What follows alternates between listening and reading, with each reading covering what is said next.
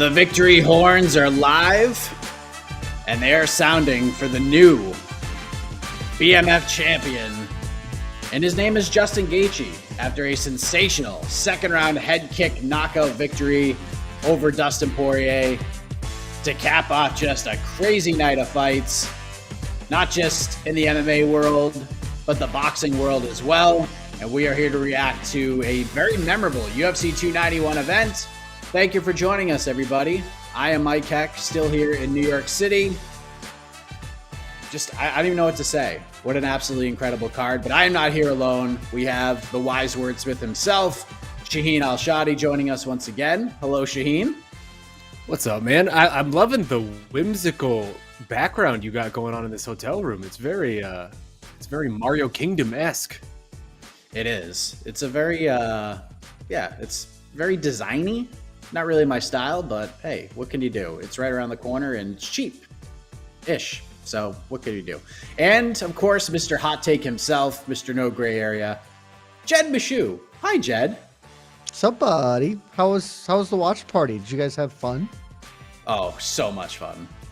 The Derrick Lewis knockout, which we're going to talk about, was really one of my favorite 5 minutes in the history of the watch party, but I'm sure we'll talk about that and much more. Performance of the year. I want to be clear. We don't have a category for performance of the year, but if you take start to finish, performance of the year by a mile. Oh, you taking it away from Robbie Lawler already that quickly? I am. Did Robbie Lawler strip to his skivvies and hit like 400 DX chops? Because if he did, there's a conversation to be had. But he didn't. You know what? So here we are. That is the one thing that could have made the greatest retirement of all time better, is if he would have taken his cup out and thrown it into the crowd.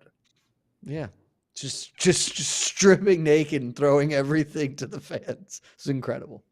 Yeah, doing all the dances, everything that was involved in that. But boy, Shaheen, we're coming off UFC 290 and how memorable that was.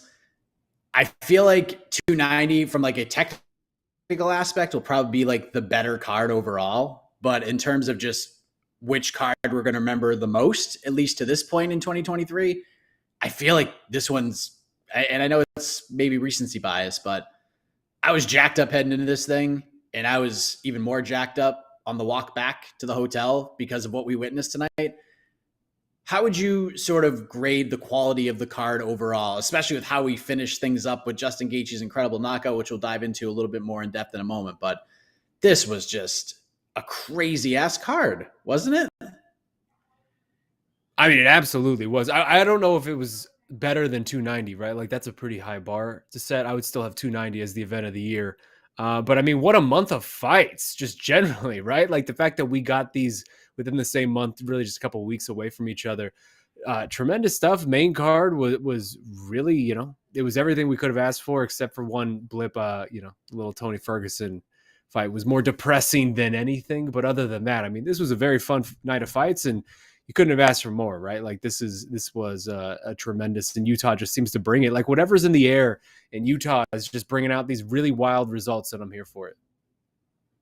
Jed, what do you think? Because I do feel like 290 is the better card, like overall, like from a live watching perspective. But 6 months from now, if you're just like, I wonder what July was like, and you just go back and you have to pick one of these cards, like, which one are you going to watch first? You're going to watch this one first, or you're going to watch 290 first?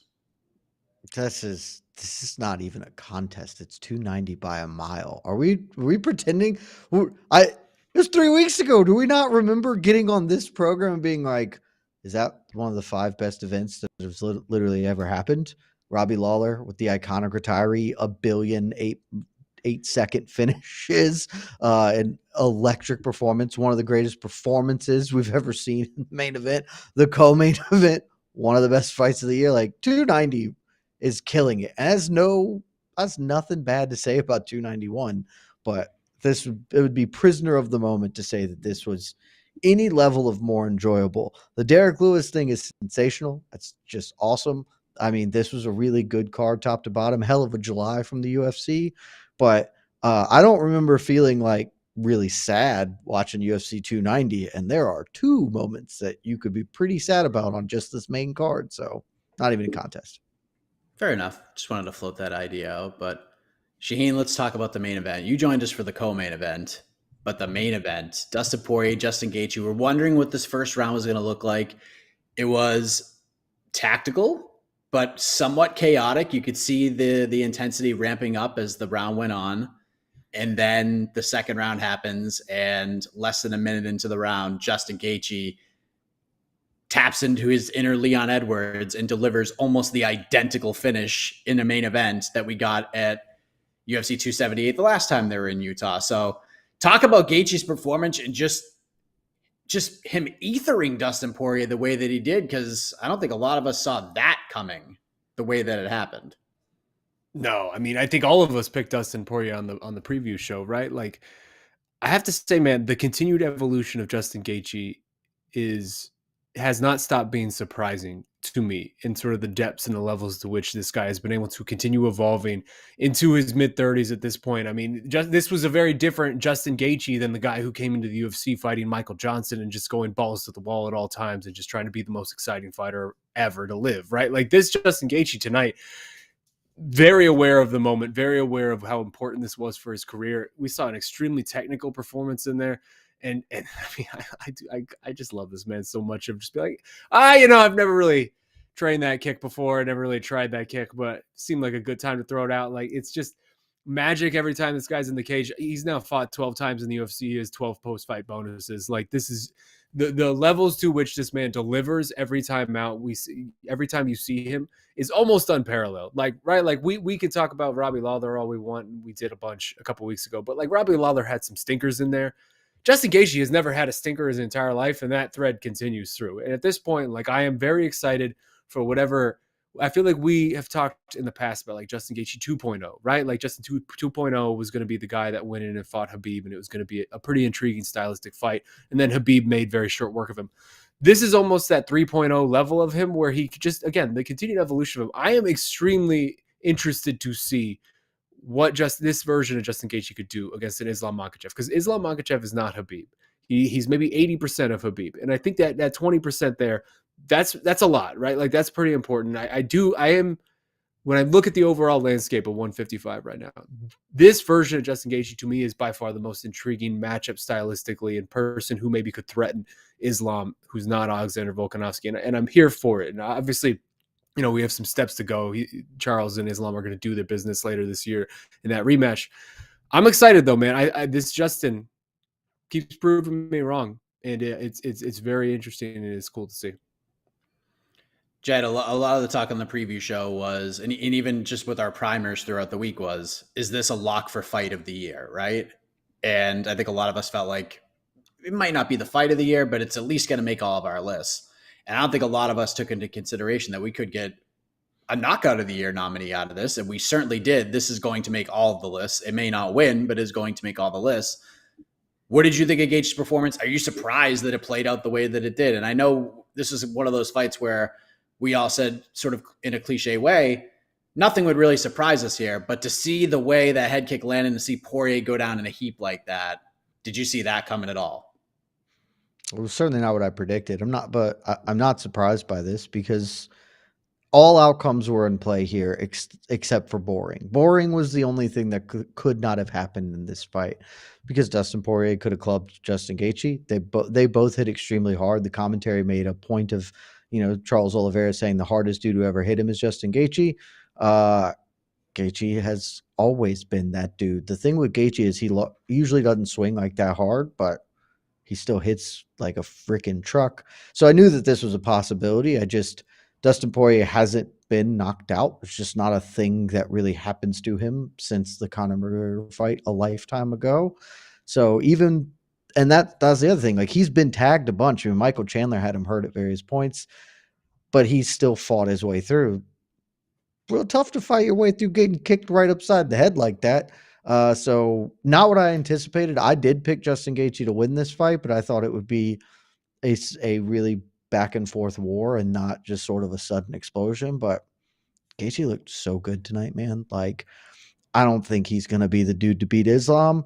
I think what Shaheen said about, Makhachev, I've been saying that for a long time. Like, he's just 80% of Khabib, and 80% of Khabib is still better than every other lightweight in the world. But that is that helps him. At the same token, I think there's some advantages he has, and everyone now looks back on Gaethje Habib as a dominant display for Habib, and it was like you can't really rewrite that.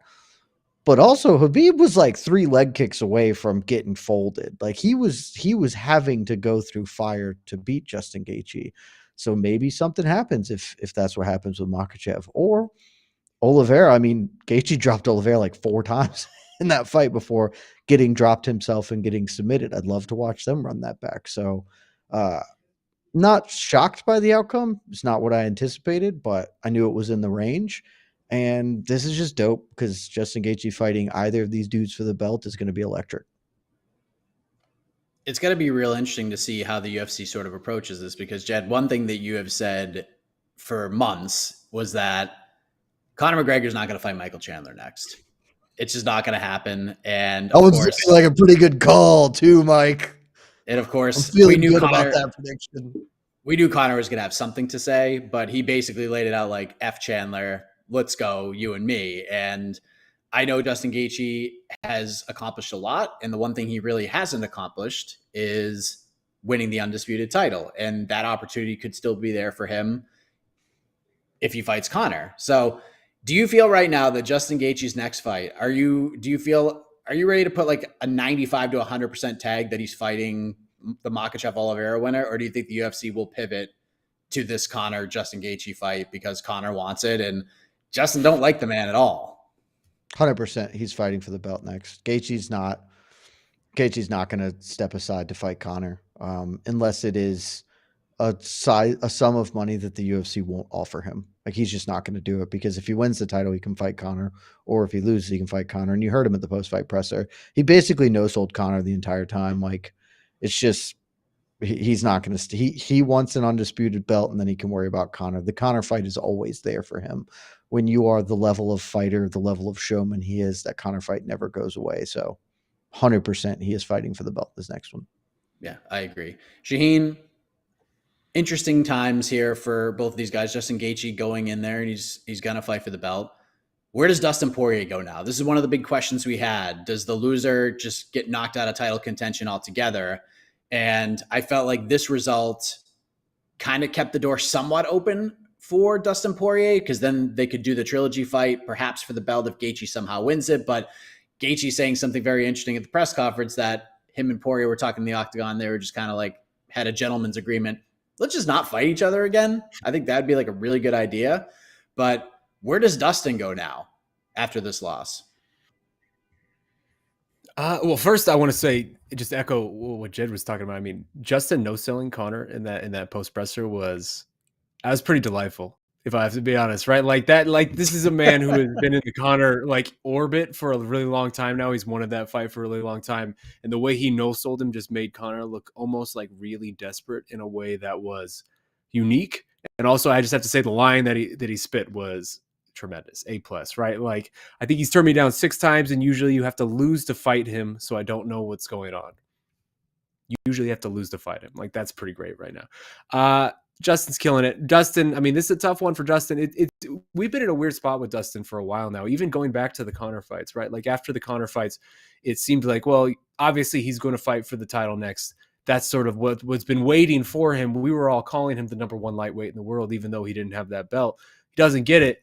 And at that point, it seemed like it was really difficult to find fights for him that he would be into, right? Like he even talked about it tonight of the Beneil Dariush thing kind of just didn't really do anything for him. He didn't get up for that. And Beneil Dariush is a top 4 or 5 lightweight in the world. Like that's a really important high class fight. And it just couldn't get Dustin that interested. This one, same type of thing where, Dustin, was he super excited to take a fight like this? Not really. He even said it in the lead up where this is just something that sort of landed on his plate. I don't know really where he goes from here, right? Like he was very open and honest. You have to appreciate it that he's not here to face up and comers. I don't see him taking someone like an Arman Sarukian or a Gamrot or even a Fiziev or anything like that, right? Any of these names that are maybe newer names coming up in this division. Dustin just feels like he's not a part of that same conversation with them, or at least in a way that would get him up to do it, right? maybe welterweight is the move. I mean, we've heard for a long time that this is a hard cut for him to make. He never enjoys making it. It seemed like this was the easiest cut he's had to lightweight in a long time. So, I don't know if welterweight is the move, because ultimately what would be waiting for him would be probably like a Colby Covington fight. And Dustin has already said he doesn't want that fight, and he's not interested in giving Colby that sort of shine, right? I don't know that he would really fit in that division either. He's not some huge lightweight in that respect. He's not going to be towering over these dudes the same way we saw Alex Pereira tonight. It's a tough spot, man. It's a tough spot. I could see him sitting on the sidelines until, something comes up. I don't know. Off the top of my head, I don't know what that would be, what that type of big name would be that would lure him back for another one. I don't think that this is the last time we've seen him fight, but I also think it's very possible we just don't see Dustin Poirier for like a year or something like that. Because again, the visual tonight was kind of weird too, right? Like when's the last time we've seen Dustin Poirier out cold like that? Like he lost once. The only other time he's been knocked out at lightweight was the Michael Johnson fight, right? And that was 2016. So how long ago was that? I can't do math on the fly, but that's like 7 years ago. The visual of what we saw tonight, like that's just so foreign to us at 155 pounds. That's not who Dustin has been. He's been this ultra durable guy who gets hit plenty often, but he doesn't go out like that. And he gets in these wars, and ultimately he's the one who digs deep, and he's the one who perseveres. Maybe this is the end of that, right? Like he's 34 years old. He's taken a lot of damage in his career. I think he's self-aware enough to understand it. So, I don't know what's next for Dustin. I think he falls in a really weird place in this division. And I don't know. I don't see like a very obvious next matchup for him, if I'm being honest. Oh, I got you, Shaheen. Hit me, Jed. I want it. So Casey and I were talking about this at the post-fight presser, and I had the same reaction. We were talking through, it was like, hey, ain't nobody lightweight for him to fight. And at welterweight, like Wonder Boy's kind of fun. Maybe the Colby, nothing jumped out. And then it struck me in between then and now. It's so obvious, guys. It's maybe the most obvious fight you can imagine. It's not going to happen soon. It's going to be a bit of a minute. But in, I think like 2 weeks, next weekend, there's a fight happening between one Nathan Diaz and Jake Paul. And Nate has basically specifically stated many times, I'm going to box this dude and I'm going to come back to the UFC. I believe sometime next year we will finally get Dustin Poirier versus Nate Diaz in the UFC, because that is a fight that Dustin Poirier will immediately accept. And so I think that's what we're going to get. It's just going to be like next summer. It's going to be almost a full year, but I think that's what's coming. You win. You just won. You take over. No, I'm sorry, Mike. Your show has now been handed over to Jed. That's it. That's the right call. Mike, I'd like my Otno point whenever that happens. So that's because it's the only fight Dustin's going to take. He's just not going to fight. It's the only thing that's not being critical. Like maybe if Conor does come back and Conor just begs for it, Dustin would accept a big bag of money. But it doesn't seem likely. It's just going to be Nate Diaz next summer. UFC 300. It might be UFC 300 is going to be Conor is going to be Dustin versus Nate. Like I think that's where we're at. But you don't think I don't know if it would Nate happen that quickly, but I don't think so either. When is 300 going to be? April, I mean, we're at 291. Oh, is it April? I was thinking it was going to be in the summer. So yeah, okay, it won't be the 300, but it's just going to be the summer card. Whatever the next international fight week, something like that, we'll have Nate Dustin. I would put a lot of money on that. That's 100% the fight that's about to happen. Yeah, because he's about to box Jake, and once he boxes Jake, there's nothing else for Nate really to do. Like he could do the Tommy Fury thing, but Conor's still wrapped up in the UFC, so he's just gonna be like, I'll come back to the UFC, I'll do my trilogy with Conor, and I'll fight Dustin Poirier, and it'll be fine. Yeah, that's probably the one. That's probably the one for Dustin, and that could be the last one. Unless Gaethje wins the belt. That's the only other outcome is Gaethje wins the belt and maybe they do a trilogy, but that doesn't seem very likely either. So I don't see them shoehorning Dustin into a title shot off a loss in this division as much as Dustin's a popular guy. Like I just don't see that happening at lightweight. He's not Conor. We'll see. But yeah, I think it's Nate. It's just going to be Nate. Yeah, that's a pretty good choice right there. Well, that's the main event. Let's talk about the co-main event.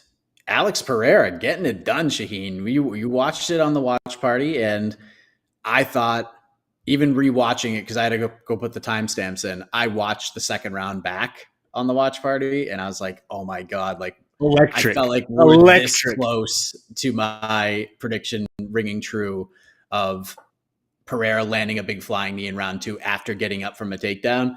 Turns out the fight went another round and a half, and Pereira was able to kind of keep Blachowicz off of him. And even when Blachowicz shot takedowns late, he was able to stifle him. And from the second round on, if Blachowicz did get him down, Pereira was able to get right back up. So while it would have been very cool for my prediction to ring true, and I probably would there's nothing would ever top that moment in my career, I feel like this result was actually better for Alex Pereira. I think we learned a whole hell of a lot about this man and the improvements that he was able to make. Sure, altitude played a factor. Jan got tired. But Alex Pereira winning by decision against Jan Blachowicz was not on a lot of people's bingo cards, Shaheen Al-Shatti. What did you learn about Alex Pereira tonight that you didn't know before? I got to say, Mike, screw fight of the year. Those 3 minutes where it looked like your very specific prediction was about to come true was the most electric 3 minutes in MMA for me of the entire year. I was on the edge of my seat. I wanted that so badly for you, and it looked like for a second we were about to get it. I really wanted that badly for you. No, man. I mean, it's.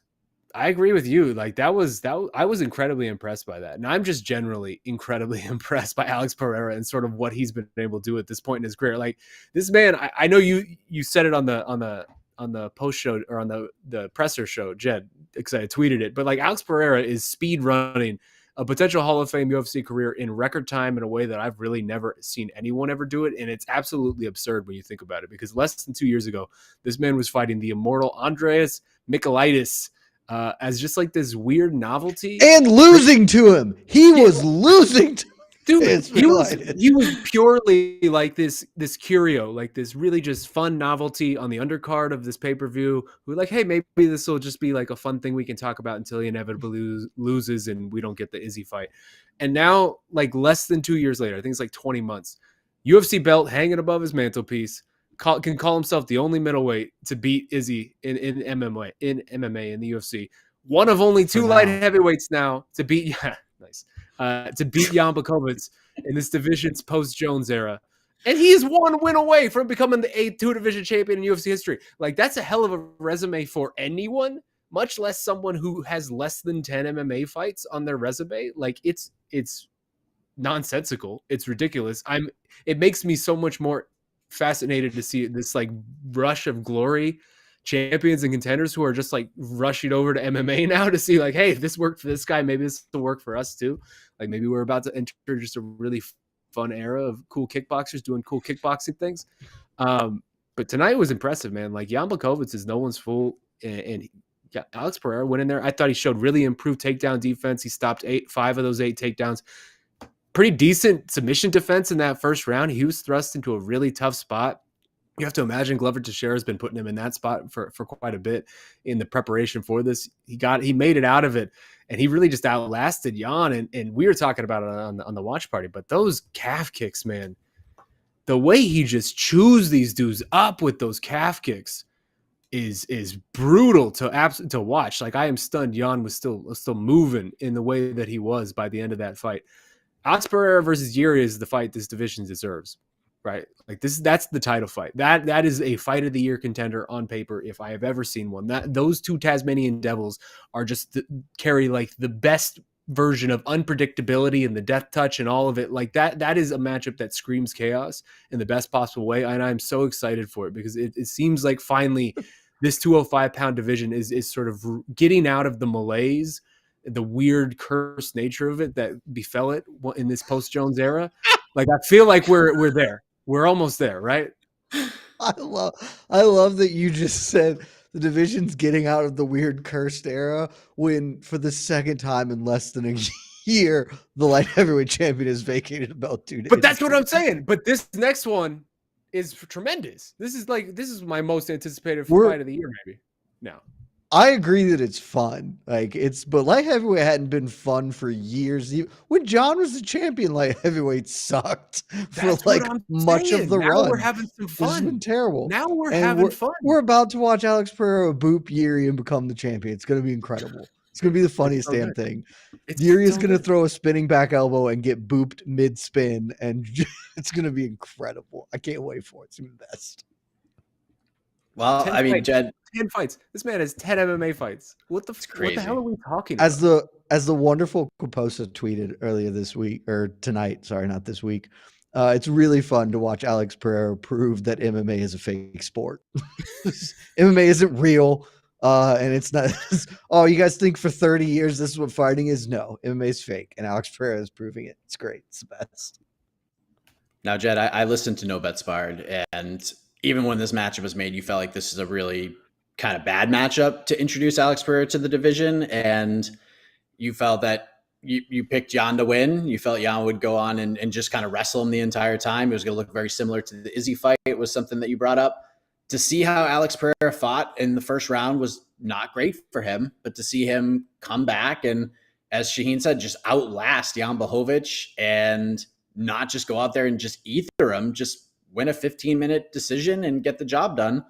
What did you take away from this? Were you surprised that the fight went down the way that it did? Because I would expect that you were. Super was. I don't know. Like, Jan Blachowicz is one of the best defenders of kicks in mixed martial arts. He's really good at defending leg kicks. That's why Magomed Ankalaev struggled so hard, because he couldn't kick him. And Pereira just kicked the shit out of him. Just relentlessly took his leg away, which was shocking to me. This fight did feel a little bit like maybe Jan underestimated what gas tank he would need to implement this strategy, because he was breathing really heavy after 5 minutes of full control. So, but I mean, incredible performance from Pereira, who looks the best he has looked on the ground thus far, because he hasn't looked good in the stuff we've seen. Was able to defend himself that first time, and then once Jan was no longer an offensive threat on the floor, then he was immediately just getting to his feet, getting away, resetting. I scored the fight a draw. I'll rewatch it and see, because I still sort of think that first round deserves more love than it gets. But you gave a 10-8 that first round? Yeah. I always give a 10-8 if you do nothing. And Alex Pereira had 0 offense, so I think that's worth a 10-8. Even with no damage? Yeah, because you don't have to have damage. I say this it's a requirement. If you have all 3 of them, damage, dominance, and duration, then you have to give it. You can give 10-8s if there are only 2 of the 3Ds. And I think if you put a dude entirely defensive for 5 minutes, that should be worth more than a regular round score.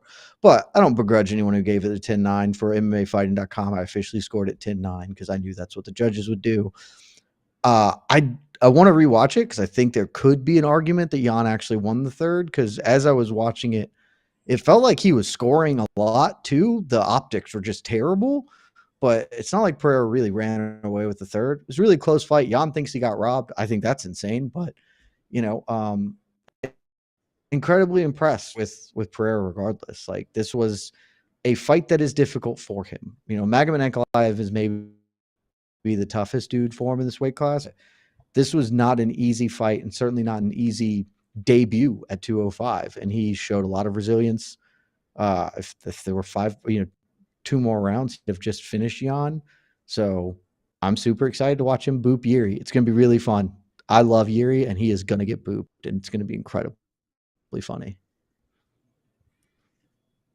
Yeah, that fight is going to be phenomenal. I'm very excited for that.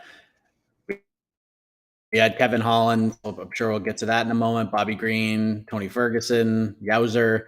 But I think we need a new category for the MMA Fighting Year-End Award, Shaheen. And you mentioned it on the watch party, and I think we should all vote to add this on. Free agency announcement of the year goes to Derrick Lewis without question. This was, just everything about it. I just don't think I could say enough great things about it. But then to do all that and then announce that I'm a free agent was just incredible stuff. Derrick Lewis won tonight, and he may have won the year with what he did in that 5 or 6 minutes of time.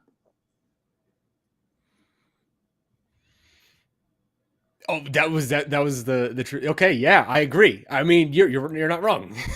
You're very much not wrong. Teeing it up. Teeing it up. We talked about Robbie Lawler having the greatest retirement of all time. Derrick Lewis just had the greatest free agency announcement of all time. That was tremendous. Dude went in there, flying kneed this dude's head off in 32 seconds, took his pants off, threw his cup into the crowd. did like 4,000 DX crotch chops, and then just kind of told everyone like, "Hey, I'm here for sale." Like that's great.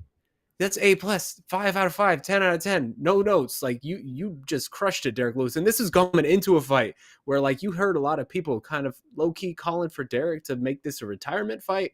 Or like, hey man, you're past it. Maybe we do this as the last one. If I'm Derrick Lewis, I know he said he wants to go back to the UFC. I'm sure UFC very much wants him back. He's a beloved character over there and all-time knockout leader. Can't forget that as well at this point. But if I'm Derrick Lewis, I'm staring hard at PFL and that $2 million payday to fight Francis, right? Because what like bigger fight is there for Francis? Sort of once he comes to PFL and does the MMA thing over there, like there is Ante Delija or whoever wins the heavyweight tournament this time around is not going to be a bigger prize or a bigger fight, I should say, than the Derrick Lewis rematch. Even if that first fight sucked, like I feel like we all would go into a potential rematch knowing that like there's no actual way that they're going to do this again to us. Like there's no way that this could happen again. Like we would kind of expect that to be a better fight just inherently because any fight would be a better fight than that first one. If I'm Derrick Lewis, I'm eyeing that hard because there's no way in hell the UFC is going to pay him $2 million over the life of whatever his next contract is. Yeah, I kind of feel like the UFC is like not the place for him because of what sort of lies ahead of him. Like who's he going to fight? Alexander Romanov? There's like, a two-fight. That's where he's at right now. There's a two-step process to this that where we can live out all of our dreams and everyone can be happy and Derrick can have tons of money. Step number 1, Francis Ngannou, $2 million, win or lose, who cares? $2 million is $2 million. That's tremendous. Number 2, make all of our dreams come true. Go over to BKFC. He is land the plane. Way to go. Fighter. He is the most BKFC heavyweight to ever live. That's all I want to see is just him swinging and banging on like 5'8" big fat guys and then fighting Ben Rothwell as well. Like all of that tremendous. Like give me as many 5'8" to 5'10" super hairy big fat guys for Derrick Lewis to just go put them ungloved meat paws all over because that sounds delightful. I would also accept Derrick Lewis versus Jake Paul in a boxing match. There is a 0% chance Jake Paul does that. If we're talking about our dreams, and I like to think this is a place we can talk about our dreams, then I would throw that one there.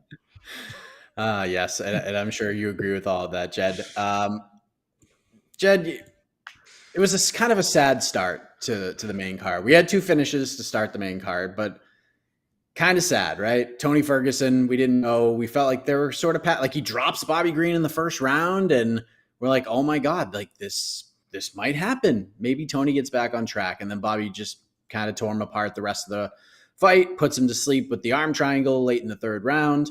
And then right before that, Michael Chiesa returns to the cage. First fight since the Sean Brady fight in November of 2021. And he, while durable and landed a couple of decent comeback shots on the feet, this was one-way traffic for Kevin Holland. Michael Chiesa did not look great in this fight. What did you think about the first 2 guys? What did you think about Ferguson and Chiesa in particular? Tony Ferguson fight is what I expected. The sad part of that fight is not the that fact that Tony Ferguson lost. That was written in the stars. Anyone who could take off their hope-filled glasses knew what was coming. The sad part is, for some of us, we had Bobby Green by decision tickets at plus 120. And if Tony Ferguson doesn't roll for that idiotic knee bar and then get tapped with 4 seconds left in the fight or whatever, we're cashing those tickets. That was a tragedy.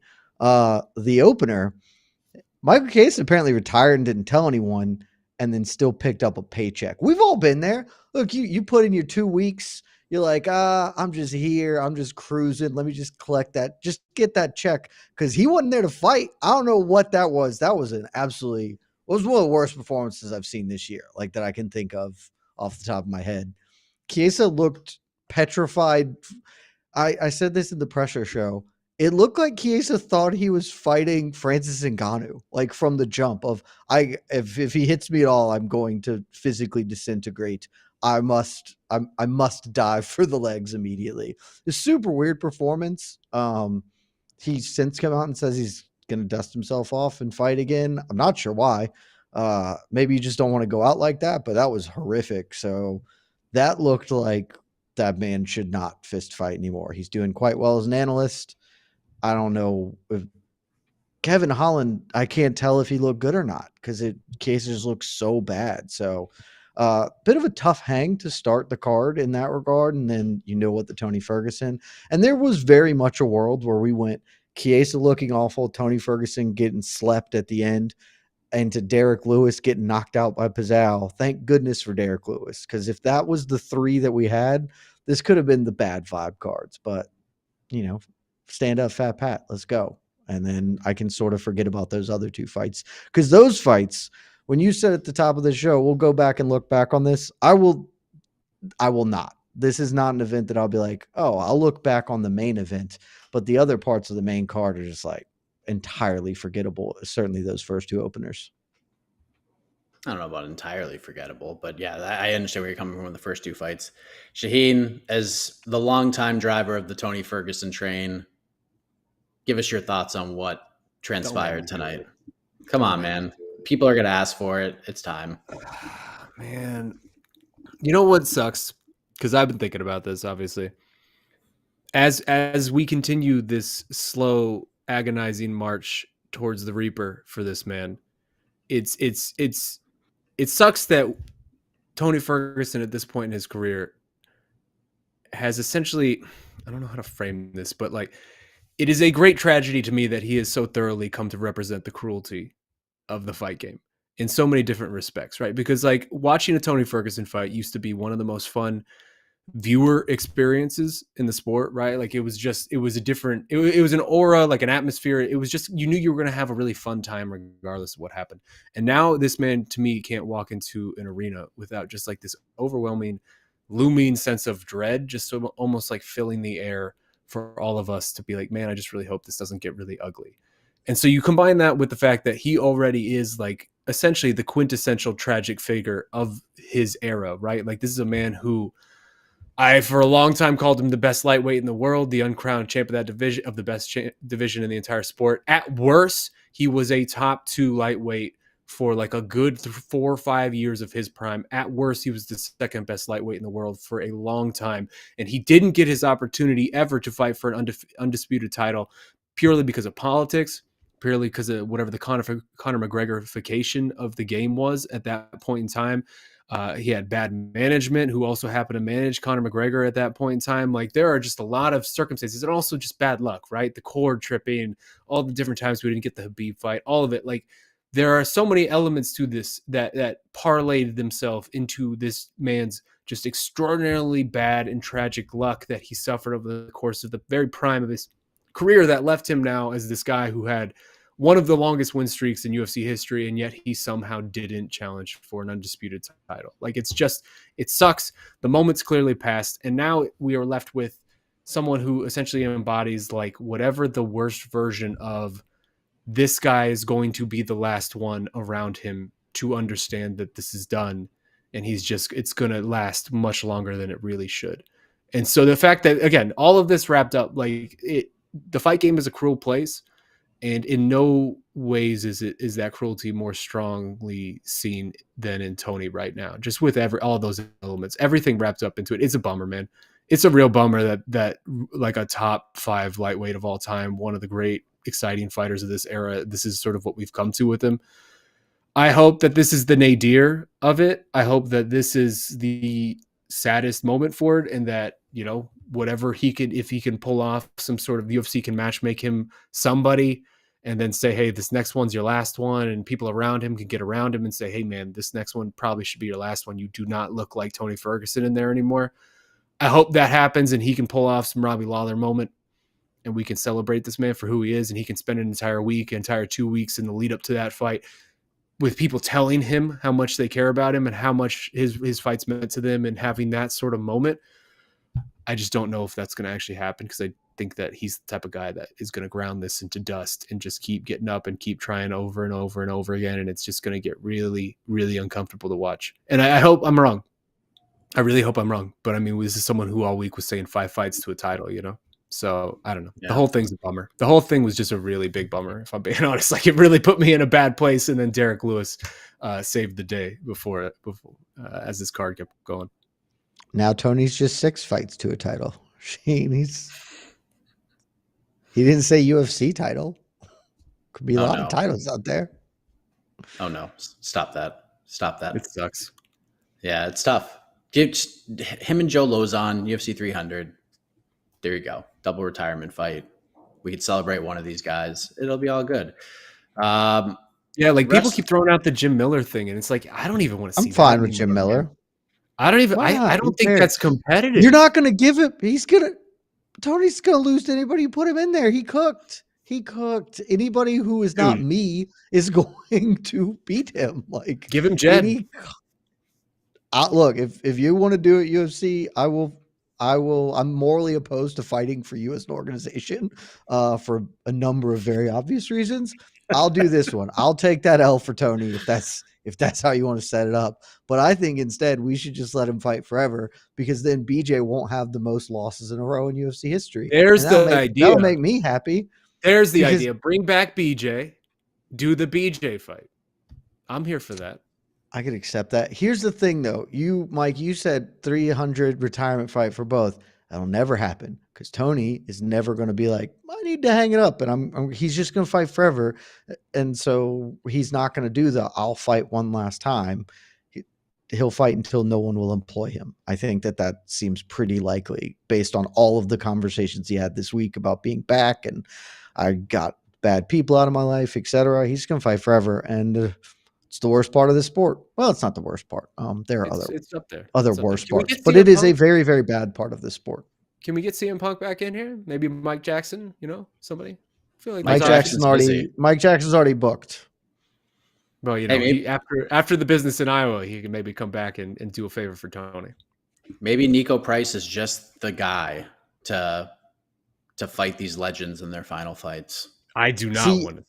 I think you guys are going about this the wrong way. Here's what you have to do, because as I said, he's not going to take the lesson. You're going to have to beat the lesson into him. You give him Max Holloway. You just say, Max, let's do it. And Max will physically injure him to a point that even he will have to acknowledge, I'm out. This featherweight just beat the brakes off me. I'll tell you what, it won't happen. I'd watch Tony Connor. Connor's pretty cooked, man. Connor's pretty cooked. So, I'd watch that. I would be for it, if only because that means Tony gets his monster payday that he never got, because he was supposed to fight Connor 40 different times. And realistically, Connor is the single man that derailed Tony's career the most. Sure, but think about this. Yes, Tony's cooked for sure, but if Tony can simply survive 5 minutes, he will win, because Connor cannot fight after 5 minutes. He just can't do it. So it's an opportunity. I'd watch Tony Connor. I think that's the fight. Do that. I think Connor BJ. fight Michael Chandler. Bring BJ back. Bring in BJ back. That's the one. Everyone's clamoring for it. Future governor of Hawaii right there. He can't. He's too busy. Can you imagine if they made Conor McGregor versus Tony Ferguson before they made Conor McGregor versus Michael Chandler? Sheesh. You would love that. It made me really happy. I gotta say, I've never been a big Conor guy, and I don't like a lot of the things he's done outside of the cage, but in this instance, huge fan. What's EKC doing? What's EKC doing right now? Can we get him in this fight? Ooh. I don't know. EKC has a good chance to beat Tony. It's competitive. Yeah, I'm clean. You're older than Tony. You're older than Tony. I am actually older than Tony. Yeah. I got a little less wear and tear. Yeah, I'm down. All right, I'm in. Maybe that's the idea. Tony could Tony could fight Clay Guida. That's. I don't want to see that. Winnable. I don't want to see that. I'm looking at lightweights now to find somebody that Tony could fight that wouldn't be awful. There's not a lot of them. Not a lot of options out there, boys. All right, let's move on. Gabriel Bond theme, quick submission win, 15-0, 15 finishes. Roman Kopylov, incredible head kick knockout. No bonus for him. Jake Matthews, Darius Flowers was just wild and wacky as we all expected. Uros Medic, good finish of Matthew Semmelsberger. A lot of people felt that it was a sort of an early stoppage. I think there's a case to be made. I didn't completely hate it. Miranda Maverick, nice bounce back, smart decision to take that fight with Priscilla Cachoeira, who didn't get a single point taken away from her despite many, many, many, many infractions throughout that fight. So, quick aside. Can I have a quick aside here? Absolutely. I'm going to throw this at you. Throw this back at me if you disagree. Priscilla Cachoeira, the Husam Al-Paharis of this era. Ooh. I mean, I get where you're going for. I don't think you can really invoke Paul Harris until we really get another Paul Harris, like she hasn't repeatedly tried to injure somebody after the bell. Didn't she try to gouge an eye out? One time. That's a one time. Also, that was during the fight. She was trying to escape with an eye gouge. It wasn't. That was Jillian Robertson, right? Yeah, it's not the ref trying to pull her off. It's like, no, I'm sorry, you mistook me. I'm intend to break this man's appendage. Like it's just not the same. She's Harris at least was from the same coaching guy. tree. She's from the same coaching tree where you have the Bill Belichick coaching tree. She's game on respects the game coaching tree. Yeah, game respects game. She's looking at it. She's like, yeah, I see what that man does. I want to incorporate some of him into me. But he's got some ideas. He's got some. There are levels, please. There are levels, and Paul Harris is maybe the greatest villain in the history of this sport in that regard. Well, that is UFC 291. Let's bring in maybe Tony Ferguson's next opponent, Casey Lyden. We'll pull up a few questions and then we'll get on out of here because it's pretty late. It's pretty late. All right. What do we got here? Let me see.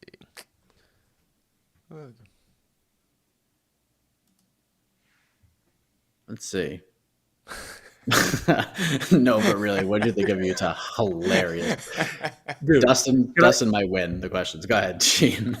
Can I just give credit to the two men? He's the only Dustin who won tonight. Low blow. Sorry. I was just going to give you credit, and now I don't even want to. Can I give credit to the two men to my right here? When that man, I've already forgot his name, Ryan Smith? Was it Ryan Smith? That's the most generic name in the history of names. It's a pretty Utah name. It's a very Utah name. When Ryan Smith walked up there, and then you two spent I don't know, a good 30 seconds talking about how you didn't know who this was and trying to figure out who this was, went to him, realized it was just a Utah commercial, and then came back to you guys being like, realistically, none of you are here to hear that. That was maybe your finest work ever. I have to just applaud everything to do with all of that. That was your Derrick Lewis moment tonight. A+, 5 stars, 10 out of 10, no notes. Was that the same guy who was at the media day too? I have no idea. I didn't watch. Older gentleman, part of the commission. Oh no, yes. Backwards hat. No. Or backwards hat.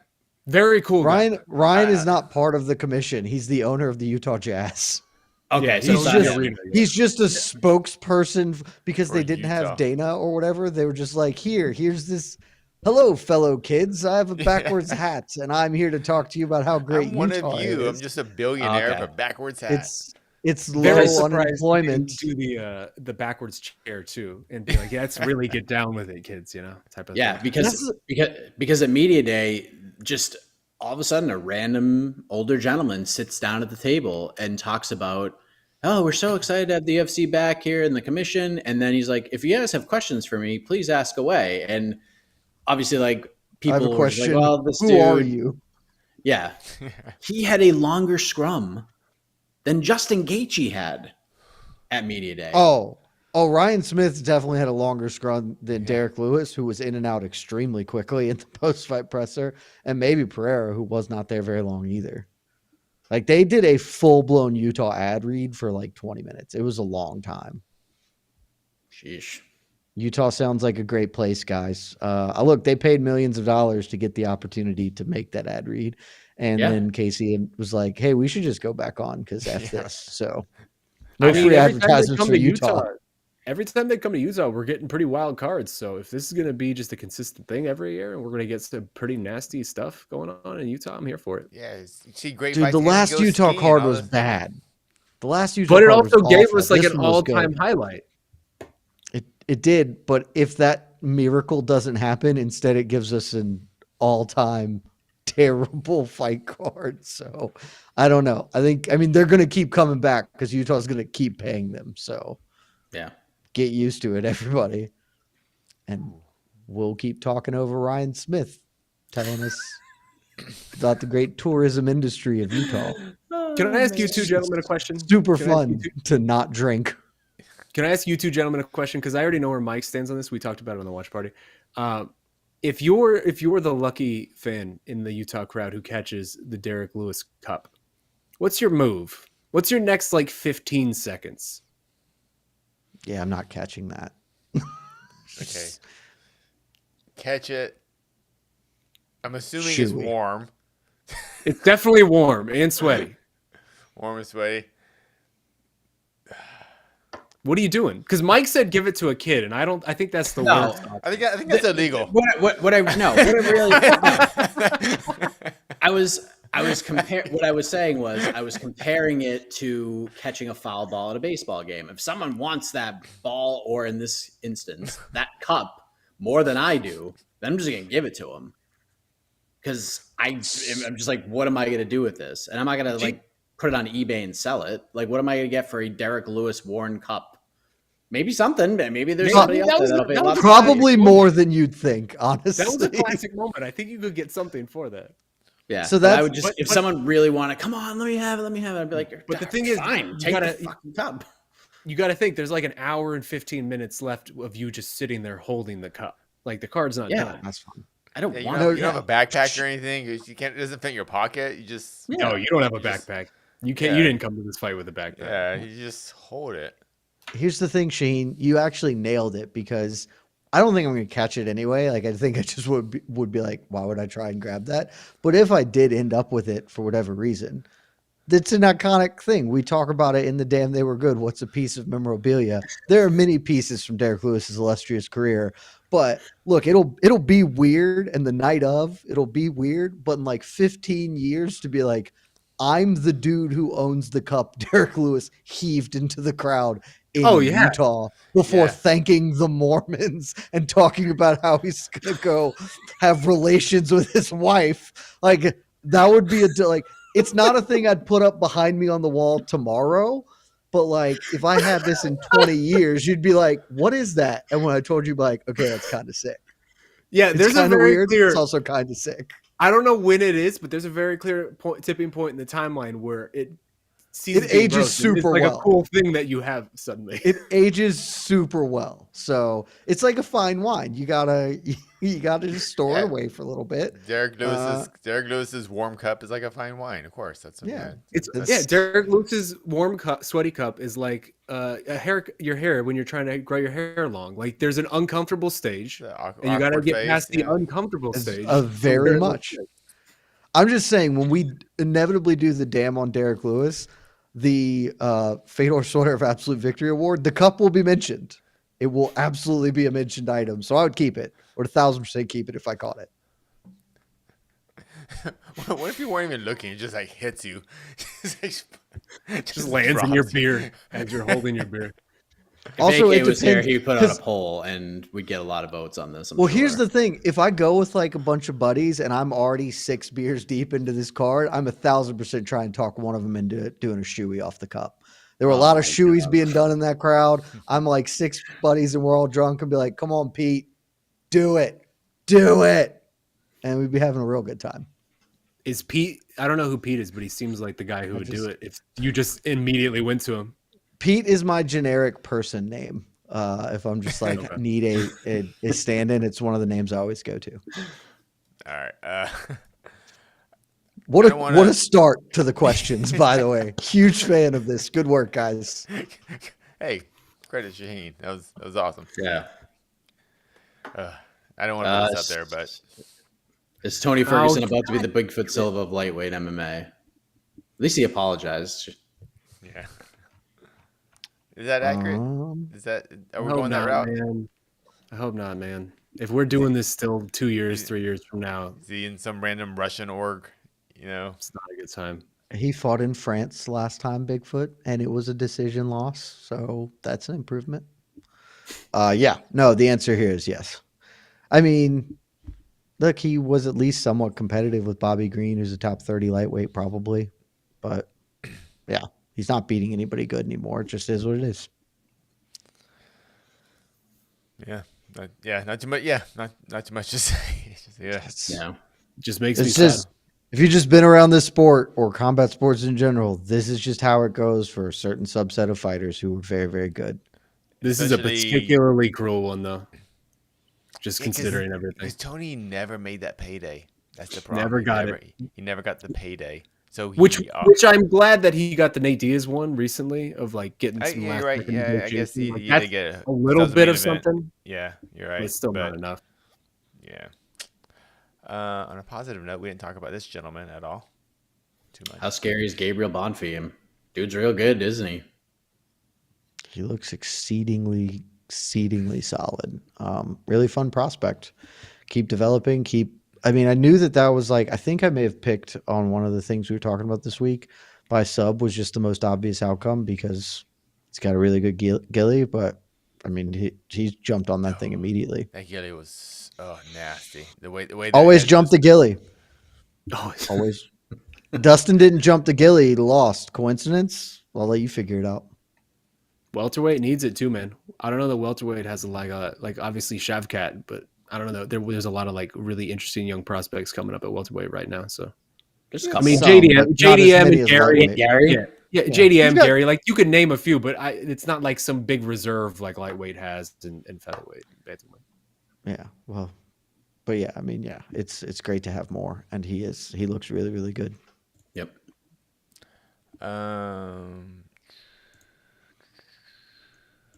I kind of felt like Roman Kopylov got screwed out of bonus tonight. Who got him?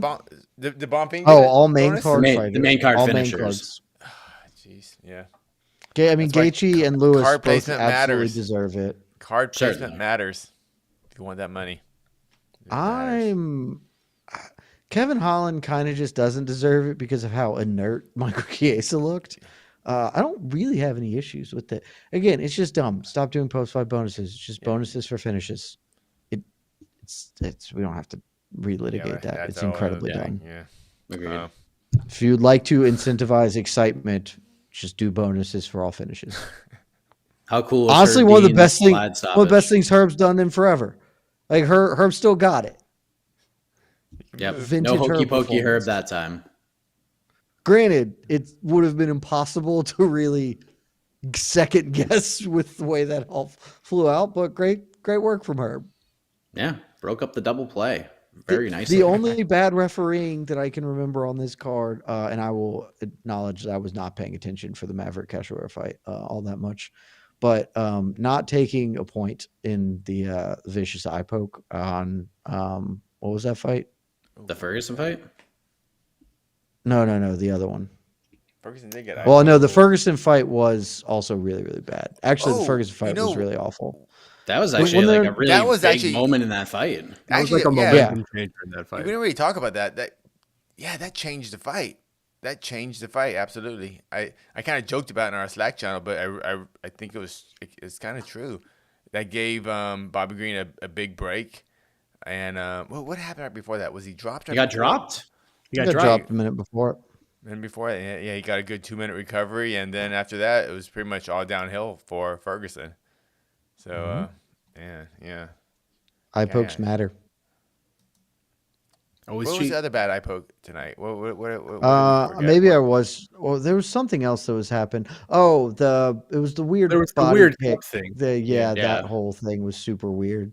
Darius Oh, Flowers. Darius Flowers. Oh, jeez, yeah. It's got to be such a weird position for you if you're a fighter and you're just hearing Joe Rogan repeatedly basically call you a coward like on the broadcast. It's got to just I like I don't can't imagine understand what that it. moment is like. So, And even in the post-fight interview, he brought it up Yeah, again. even like, he Jake, fixated it on was Jake. Even hey Jake, man, that was pretty bad. And Jake's like, no, I think I kicked him in the crotch. It's fine. And Jake was like, it's nothing. Yeah. Rogan's gotten really bad about that lately. And here's the thing: like, I actually kind of agree with what Rogan was trying to say there. It's like, yes, that did hit him low. That it probably by technical definition of foul. Feels like the actual damage that occurred came not from an illegal thing, but the illegal actual incidental, and so it puts you in this weird gray area. But being so definitive with like, this guy is a cheater and a coward, F him, is like, you're a commentator, homie. Like, that's not, you just, and it feels like it's been happening not just with Rogan, with a bunch of dudes. Dominic Cruz is really bad about this stuff too. It's just like, you have to have some level of professionalism and objectivity if that's your role. Like, do better. It's not hard to just be like, well, I assume that guy's not lying, and that's just a weird one. Like, presume that they aren't lying. Give them the benefit of the doubt. I never understood that. It's always like, these guys are modern day gladiators. Oh, you're a cheater. Instantly. Like, like so quick to do it too. So like, quick. So like absolute about it too. It's like, ugh. It was bad. It wasn't their best effort. No. I will say, because when we're doing the watch where I could kind of hear the commentary, it's just like in one ear and it's kind of low. The moment where they replayed the commentator reaction to Justin Gaethje knocking out Dustin Poirier was wild. Like, DC just had this like look of concern.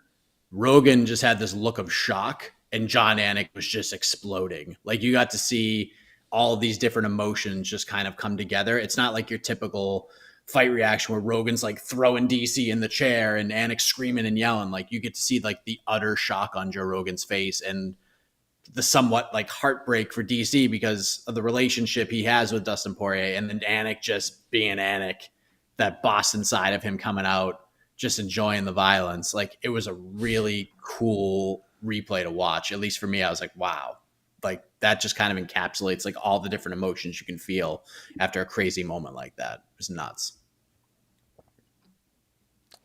Hold on, let me find some more questions. We'll take like one or two more. We talked about PFL going after Derrick Lewis, right? That's the obvious. Yeah, I'm surprised nothing about Wonder Boy. I saw.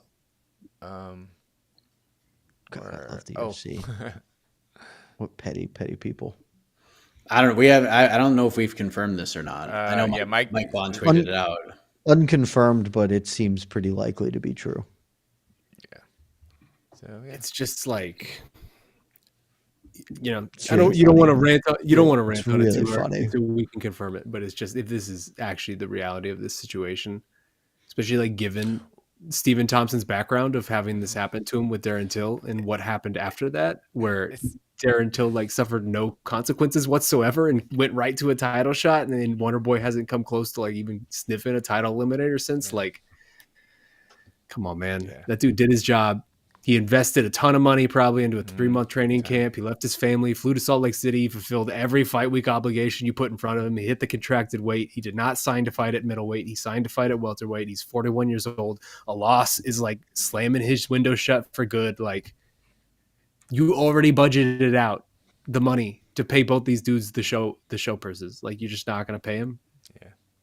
It's At ridiculous. least the other fighter who had to fight someone that was overweight by a couple pounds, CJ Vergara, he even said, I had to take the fight. I can't afford not to. And luckily, I guess Wonder Boy, with his own karate dojo or whatever he has in the Carolinas, he has enough money. But yeah, it's unfortunate. But what is next It's just for Wonder stupid. Boy? Yeah, it's just if you get put in a position where your two options are either you don't get paid despite fulfilling your obligations, or you fight with the disadvantage at an age where you just can't afford to lose a fight. Like, what are we doing? UFC can't afford it easily. They won't even notice it. Dude, next February we're gonna get another. Oh. Next February we're gonna get another update off of an earnings call that Damon Martin's going to write for this website about how 2023 was the most lucrative year for the history of Endeavor and UFC. Like, it would be depressing if it wasn't so unsurprising. Yeah. Somebody's got to pay for acquiring WWE. It's $20 million or whatever the purchase price is. You think that's going to come out of Ari Emanuel's pocket? Hell no, it's not. It's going to come out of the other people that they could take that money from. So that's Wonder interest right there. Wonder Boy versus JDM. No effing chance that if that fight happens. They're not going to offer it to Wonder Boy, and Wonder Boy ain't going to take it. because I don't know who Wonder Boy's gonna fight though. there's two options. He's either going to fight. It all depends on how the UFC views this, and if Mike's tweet is true, they're going to feed like Sean. He's going to fight Sean Brady. Like he's going to fight a grappler who's just going to take him down and sit on him. And Sean Brady will be available at a certain point to fight Wonder Boy. The other option, Wonder Boy accepts the fight, which is just just a spot behind him though. It's not like incredible. I just don't think Wonder Boy accepts the fight. and For the only someone other who has been the other nothing option but a is company Kamaru man Usman. for like 11 years. Yeah, Like 11 that's the straight thing. years. of being No, nothing Usman's but a great company. one. Do Usman. Yeah. Usman's it. Nailed it. That's it. Perfect. Yeah, that's Lock the it one. up. It depends. Golden. Just Yeah. do the Usman fight. It's great. Yeah, I like That the works for- Usman one.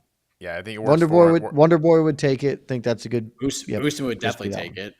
Yeah, Yeah, just and do that one. It's a big Great. fight. Yeah, that's Great move by refusing to fight and probably getting wrestled by Michelle Tejeda. Now you get to fight Kamaru Usman. Good. Who's going I love to the wrestle move. you. Yeah. MVP always possible. Oh, I forgot they're gonna buy MVP because they're definitely gonna get MVP. So yeah, actually, I accept either of those outcomes. I think they do Well, I mean, Pereira MVP maybe now. Wonder Boy said Oh, at the they're gonna media day punish that, Pereira. yeah, I mean, Wonder Boy said at the media day that he's not going to fight MVP because they're That's like they're what I thought, friends. They have a Oh, are good they friends? relationship. Yeah, okay. yeah. We Yeah, talked they're I about mean, both that earlier, makes so- sense. Then that makes sense. Coming, But from maybe the same UFC just like forces him to fight MVP. Well, Just you didn't be fight Pereira, karate. so now you got to fight this dude. You have to fight your It's friend. just- Sorry. They can just I do don't want- karate touch kicking. It's fine. Yeah, people think they want to see that fight, but I don't think they do. I No, don't the think fight would it's be gonna terrible, but it would Yeah. be fun. It would have been yeah. really awful to watch Wonder Boy fight Pereira if it was going to be capoeira versus karate. A fight would have sucked all the ass. Pereira was going to tackle him, so it would have been fine. Fight would have been miserable. Wonder Boy staying 4 yards away while Pereira tries like a spinning capoeira kick that doesn't come within a country mile of him. Fight would have been horrific.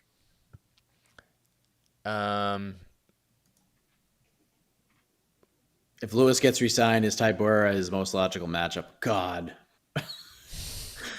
Oh man. That's kind of the problem with Derrick Lewis resigning. What do you The feel about rematch everyone asked for. I was like, haven't these guys fought? Yeah, It was yeah. long There's a time ago. very obvious fight for Derrick Lewis if he resigns, and it's Jairzinho Rosenstrike.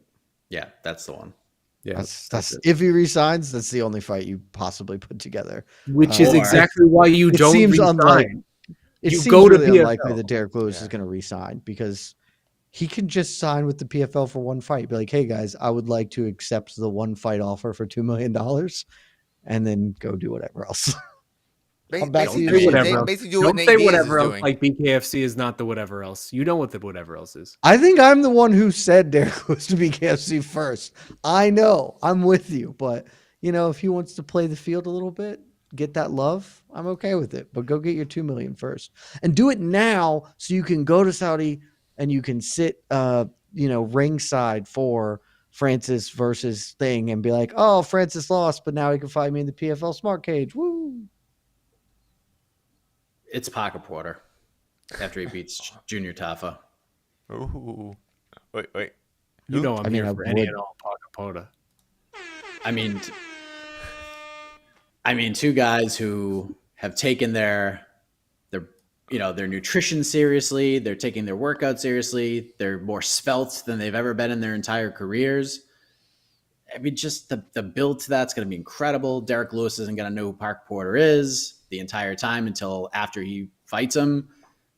It's just going to be fun. We'll just I do would that. I will say, I don't think it's going to happen. That's fine. I would watch Derrick Lewis versus Jailton Almeida. Like, what if the barbecue BJJ of just standing up is kryptonite to Jailton Almeida and he can't do anything? He's like, he just keeps standing up. I don't understand it. I'd like to see Derrick Lewis tied to Ivasa too, because that first fight was insane. I'd It like wasn't. to I see mean, it that. wasn't that long ago. I'd like to but- see that in rematches- BKFC. Yes. See that in Ooh. BKFC. Ooh, you might have just got the correct answer. Yep. All right, we're getting a little some negative feedback from the Usman thing. Break it down why this is a good fight. Why would Wonder Boy want to fight Usman? Because he would get a title shot if he won. Yeah, thank you. I'm That's sorry. what Why Wonder do Boy is people about want right to now. fight former champions? Yeah, he doesn't want to Because fight it's the a number one ranked meaningful guy. win. Of course, he would take that fight. Like, if there's anybody he would fight, it would be Usman. Yeah, because they haven't here's the fought each thing. other. Who else does he want to fight? Gilbert Burns again? No. Like, why would he want to fight any of the other dudes in this weight class? Does They he want all to fight suck. Shavkat? No. Yeah, at least fighting Usman gets him, like, if he wins, even if it doesn't get him a title shot, which it would get him a title shot, it's a massively significant victory for his career in a way that beating Bilal Muhammad is not. It'll be. Yeah. Would it be his best? It'll be his best win of his career, right? Am I? Yes. Wonder Boy- I would say by a Yeah. large margin beating Yeah, Kamaru Usman would be the best one of his career. John, is Johnny Hendricks the best win of his career? Probably at the time of it, just melting him in round one. I mean, based on timing, Say Rory? 'cause Johnny Hendricks was Rory. still real. Maybe Rory. I don't know. The Johnny Hendricks loss was like right after Hendricks beats Matt Brown, and we still think that he's got it because he arguably should have beaten Robbie in their rematch. So it's probably Johnny His Hendricks first main based on event. timing. Yeah. I mean, if we're just talking like wins that have aged the best, knocking out Bobby Knuckles is pretty damn good win for Wonder Boy. Oh, Yeah. But yeah, I would say it's Johnny Hendricks is probably the best one of his career looking at it right now. Man, he really does have a solid career though. A lot of very quality wins. Yeah. Could you do Kevin Holland Wonder Boy? We No, just he saw that. they just Oh yeah, rematch. never mind. What the hell am I talking about? I know. An Well, idiot. look, Mike, it's like What an 322. idiot. I- I'm done. I'm done. Yeah. Speaking of Yeah, cooking, could you do Yeah. Kevin? Well, you actually could. In fact, we they saw it did. 7 months ago, and Wonder Boy won. Kevin You know, Holland you- didn't shoot takedowns and got the brains bashed Yeah. out of him as a result. Hey, I think Wonder Boy and Michelle Pereira, that'd be a good fight. They should set that up. Yeah. Yeah. Could also do that. I think we're good, gentlemen. Yeah, I think we're good. Yeah, I mean, I'm at an all-time low, and I don't know if I could dig myself out of that hole. So, and speaking of matchmaking, That's what they say. suggestions, You make sure always want to join end on me- a low note. Yeah, make sure you join me in 6 hours and 40 minutes where I do more matchmaking. So I'm sure you're gonna wake right up and tune into that after that terrible pick. But forgive me, we all make mistakes. But thank you all very much. UFC 291 in the books. If you want to go back and watch the reactions to the watch party, there's timestamps in there now, so you can go check them all out. And now we're getting ready for another busy week, everybody. We got Jake Paul versus Nate Diaz, whole crew going to Dallas. We got UFC Nashville, Corey Sandhagen versus Rob Font. And then they're back in the Apex the following week. So at least you get a crowd and all sorts of fun stuff. So thank you all for joining us. For Jed, for Casey, for Shaheen, I am Mike Heck. Good night, everybody. Love you. Love you guys. You only love the guys, Shaheen. You don't love all of them. The Yeah, royal what's up? guys, it's a royal we situation. Jeez.